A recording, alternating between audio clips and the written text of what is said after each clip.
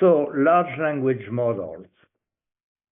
Large language models, well, language models in general have been studied for many years because basically it's predicting a word from the previous words, right? So we used to doing automatic speech recognition. I mean, we were using n-grams, which is to have a context of n words before the words that you want to recognize. So n-grams were used in the 80s. So language models have been around for a long time. But basically, the big news is that the context, the value of n is increasing a lot, tremendously. So this is due to the capacities of computing power. So basically, the context could be 2,000 words, could be 4,000 words. So it's increasing continuously. So that's the main improvement that people have been working on. So what I don't want to spend a lot of time because I mean, it's more important for the papers of this special session to have more times, because each paper will have to be presented in less than 12 minutes so that we have times for questions. So what I'd like to do is to go through these slides that I have prepared, but if you have comments and questions, as many of you have seen those slides already, you may want to raise your hand so that we could have a discussion. I mean, I would rather prefer to have a discussion than to go through all these slides. Anyway, what I want to stress is mainly the issues that we still have with those large language models. So I have listed here a few of these issues, but I will mainly stress the privacy issue, which is the last one, because I think this is really dramatic, as all these operators are really, when we use those ChatGPT or other large language models. By the way, there are thousands of large language models being developed. On Hugging Face, you have more than 700,000 large language models available. Okay, so it's a huge situation. So all these models are being used on the cloud. Most of them, well, now some of them are being developed on mobile phones. So that's what I will talk about at the end of this presentation. But most of them are handled by operators on the cloud.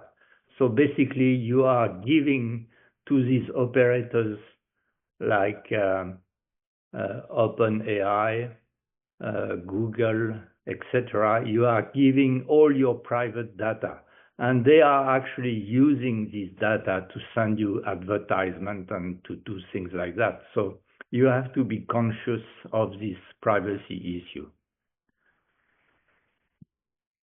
So basically, a large language model have been possible due to deep learning.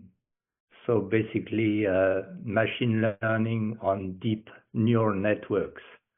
And that's because of these recent developments that we have been able to use enough computing power to develop these statistical systems to predict words due to the context. Okay.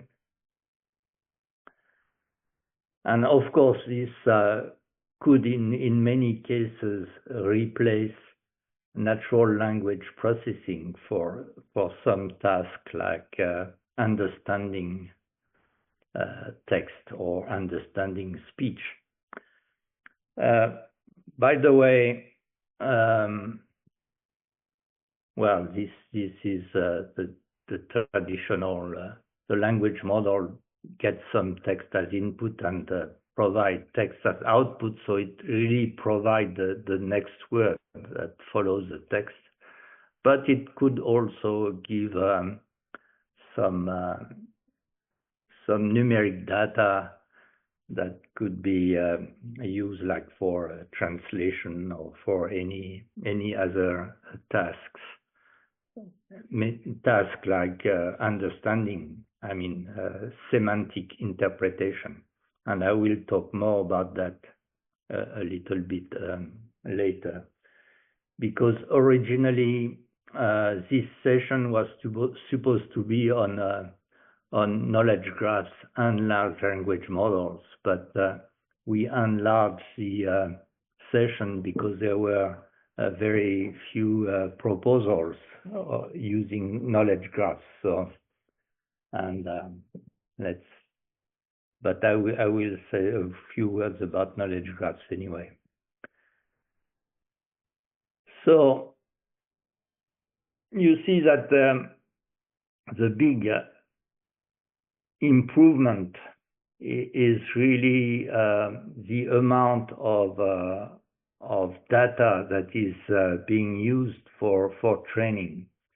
So basically, we are in a situation where we use the entire web to provide the training material for these language models. So we are going to reach at some point the limit of what we can use. So we use books, we use websites, we use Wikipedia, we use all the data that's available on the web. So it's going to be well, it's not going to be limited to text because you can use other modality. Language models are also trained on multimodal data, so really on videos, and so it's not limited to text. And of course, it's not limited to video either, because of course we use speech as well. So a language model can be trained using speech as input and speech as output. So it's a speech-to-speech translation, for example, or speech-to-text in terms of providing automatic speech recognition, or text-to-speech if you want to work on synthesis. So all these large language models are really used for all these tasks, including sign language, for example. You can train a language model to synthesize a sign language or understand sign language. So it's you see, it's not limited to text. If you have any comments, please ask. So basically, the main advancement is when you use the context for training. A special neural net has been developed using what is called a transformer with an attention mechanism. This attention mechanism allows you to exploit a very large context. So when you have a context of 2,000 words or tokens, or 4,000 words or tokens, you are searching through these words, the ones that are the most relevant, to be able to predict the next word. So it's really selecting the best semantic words that are used to predict. So that's this attention mechanism has been the main advancement in 2017, which was work done by Google. So a paper called "Attention is All You Need," and that was the main progress that was achieved at that time. I have to keep track of time a little bit here. Okay. So basically, this is an illustration of this attention mechanism, where the pronoun "it," for example, is associated with animal in this example. So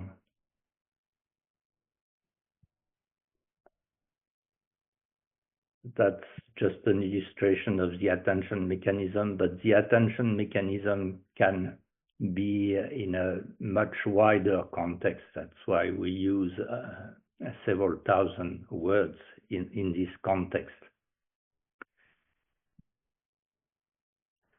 Okay, so this is just the several steps that are the foundation models, which are the pre-trained LLMs, and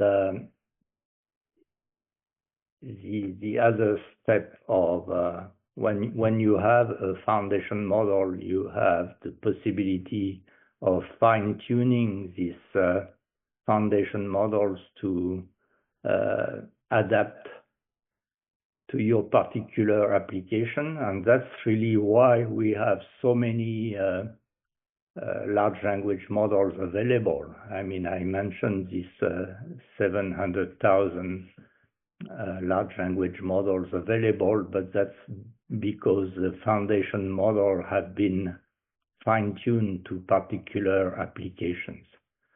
And the difficulty of fine-tuning is that your data set that you are using for fine-tuning has to be of a considerable size, because otherwise it's not relevant to the other data set that was used to train the foundation model. So if you have a data set for fine-tuning, which is a very small data set, it will not fine-tune very well, because statistically it will not be significant in the fine-tuning. So that's why some other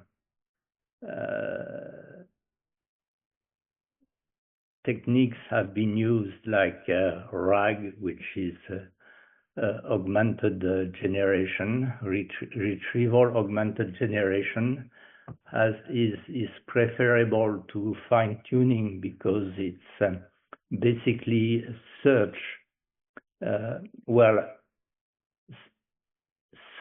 your personal database, so that the prompt to your language model is adapted to your needs. So you can use your personal data to prepare automatically the prompting of your large language model using this retrieval augmented generation technique. So that is now preferable to fine-tuning. And the other thing which has been used a lot by all these companies like Anthropic and OpenAI and etc., is reinforcement learning using human feedback. So which means that they have checked the answer of these foundation models and adapted the use reinforcement learning to change the weights of the.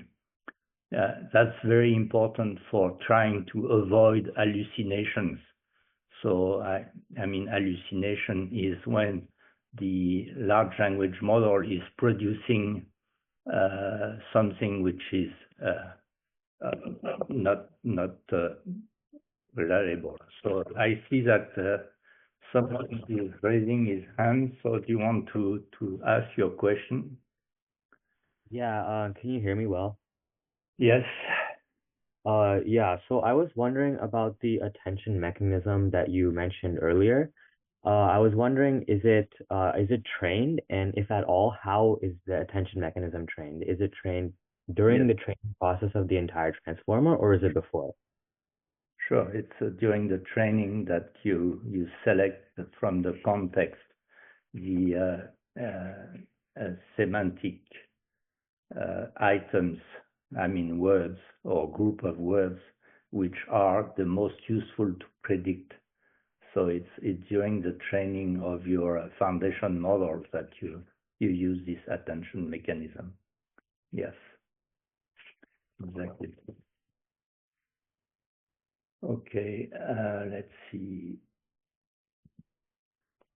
So this is an illustration of the different families of large language models that have been developed. Maybe you want to see that the family of BERT, which was the original work of Google, uh, was actually bidirectional. So all these decoder-only ChatGPT are only predicting the next word. Okay, but this original work was actually bidirectional, so the prediction of a word was using the previous words, but also the following words. Okay, so the context was a little bit different. But to be able to generate text, you have to use this decoder only application. So but you see that you have lots of examples. Of course, there are many more than that, but what's important in that some of them are open source, like Llama, and of course many of them are proprietary. But it's very important that systems like Llama exist so that people can actually fine tune and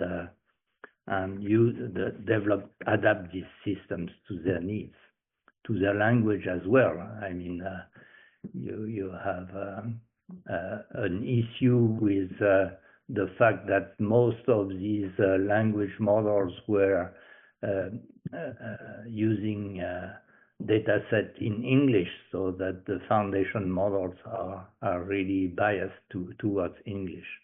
So some of these systems are actually quite multilingual, like Bloom, that was developed in Europe by Hugging Face in particular. So Hugging Face is actually providing many of these open source software. So that's these 700,000 models that I was mentioning are actually supported by Hugging Face. Okay, so I want to stress the issue of trying to mix the symbolic AI with this language model to try to manage his hallucination problem. And of course, I want to illustrate also the variety of language models using all sorts of signals, like text,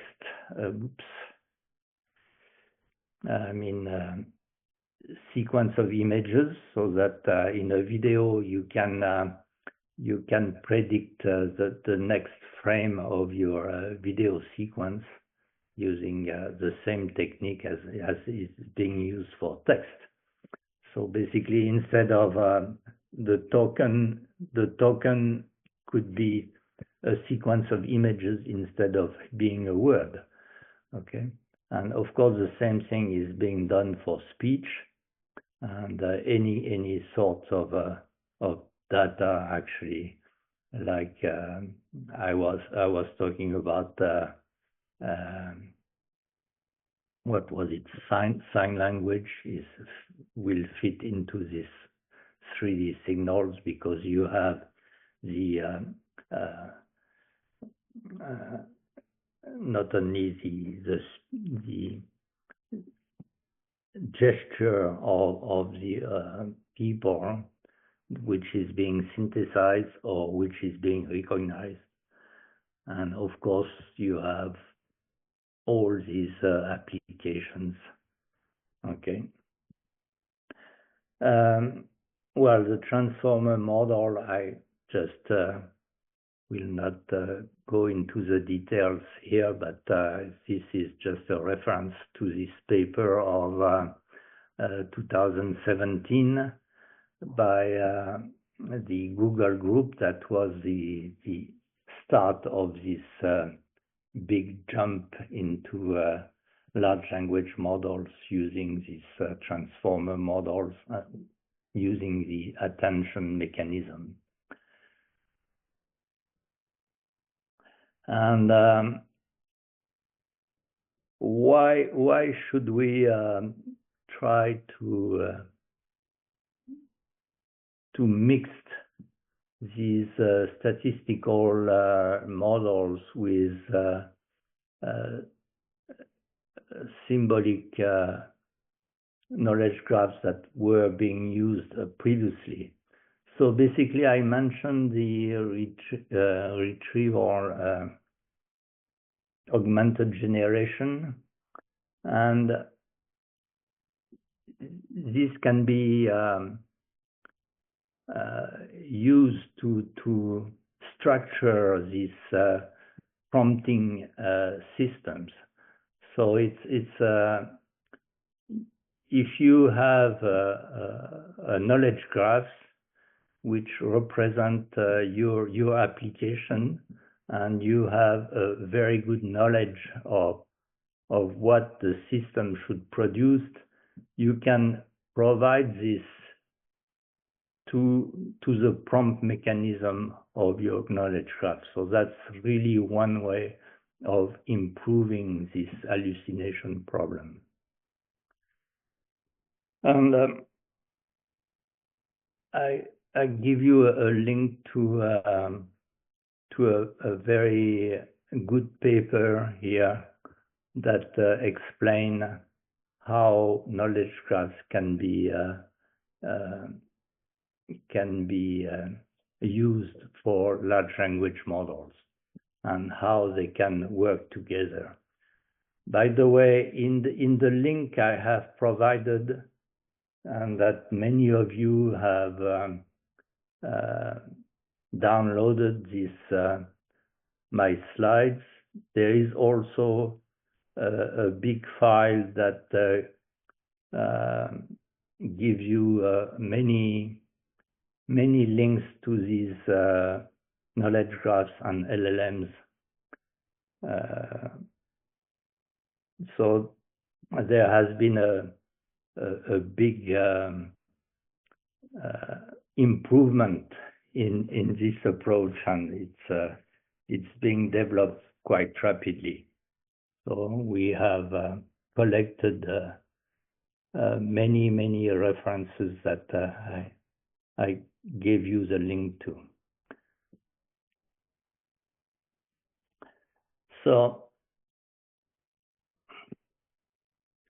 these are another interesting paper that you have the link here, which gives you some of the limitations again of these large language models and how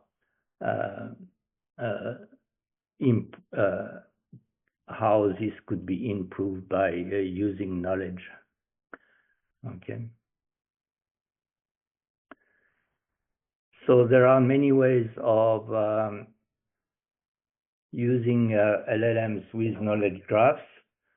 Okay, so the LLM could be enhanced by knowledge graphs, like modifying the prompting mechanism, or it's also possible to use the large language model to train the knowledge graphs. I mean, to find how this knowledge is structured. Okay, and that's really this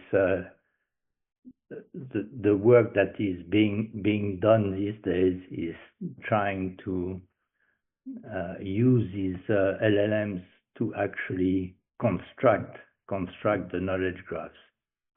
So that is a very good way for the future work in this area, I think.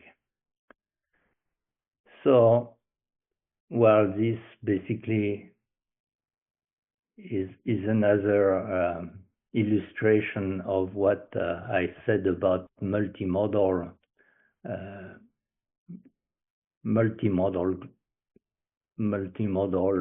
language models, right? Because you could, like in medicines, you have many sensors, and this is a good illustration of, for example, having medical data that can be interpreted by a foundation model to predict diagnosis, for example. And of course, in medicine, you use all sorts of sensors, like you can use also electrocardiogram, or you can use all these different sensors, and this can be interpreted by a foundation model for personalized medicine. So I think it's a very important application for the future of these language models to healthcare. Okay. I want to stress some work we have done in the EVITA project to try to handle this privacy issue that I was mentioning. And let's see, I have to speed up a little bit.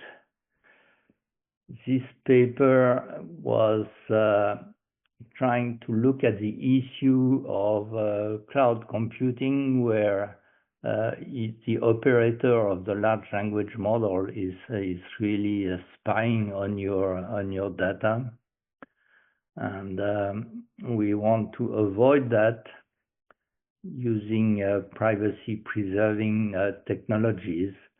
And one possibility is to have this large language model on your on the edge. I mean, really on your mobile phone or on your home computer. So many companies like Microsoft or some other companies are actually implementing these LLMs on the edge, which is on the mobile phone or your personal computer. So it's quite possible to reduce the size of these large language models by several techniques like quantization or teacher-student training. So the student is a smaller size language model, which is trying to mimic the big size, the teacher, which is a big size foundation model. So you can actually and you can adapt that to your application, to your data of your application, so that it's possible to limit the size of these language models for some applications. Well, that's one application we have developed on a smartphone. In this application, you can have some interpretation of the discussion you have with your phone, and it's really a personal assistant that is being developed so that you can have a discussion with your assistant. And this is an illustration of this issue of doing on-device processing, so that the only thing that you have to do on the cloud could be done using anonymized data, so that you don't need to send your speech data to the cloud service. Okay. So that's the work we have done in this eVita project. And as I'm running a bit late here, I will just try to conclude that the stress of doing anonymization and is very important for the future of this developments. And basically, one thing I didn't have time to mention is that